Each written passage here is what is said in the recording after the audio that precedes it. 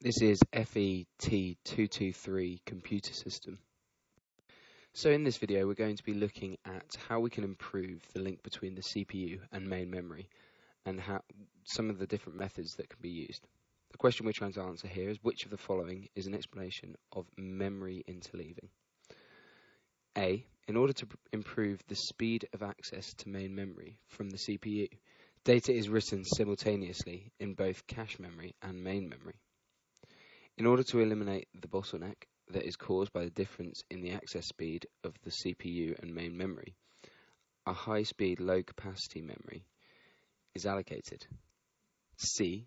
In order to improve the speed of access to main memory from the CPU, the main memory is internally divided into multiple banks, and each bank is accessed concurrently. D. In order to remove factors that disrupt pipeline processing, the cache memory is divided into two segments, one for instructions and the other for data. So on this slide we're going to be looking at the concept of memory interleaving.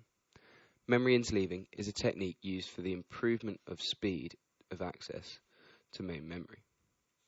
Main memory is internally divided into multiple sections called banks that are simultaneously and independently accessed.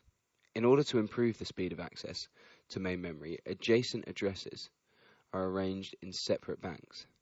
High speed is achieved through concurrent access. So here you can see how the CPU will access the four banks that we've defined in this addressing system. So this is our main memory whole unit here, and here we have our four different banks, and we can access all these address zeros at the same time to multiply the speed of access to one address by 4. Memory interleave is a method of reading data in advance. It is useful for the processing of data that is located in the contiguous area of main memory. However, data may not be referenced in the sequence of storage area at all times. Memory interleaving is a technique that has been used in general purpose computers. It has also been used in some servers and PCs as well. Therefore, C is our correct answer from the question. Let's explain some of the other choices that we had in the question for memory management. When data is written to the cache memory by the CPU, it is also written to the main memory. This is called a write-through. According to this method, the content of both the cache memory and the main memory always match, but because the data is also written to the main memory, every time it is written to the cache memory, the processing speed during the writing time declines. B is a description concerning the purpose of cache memory and why it should be used.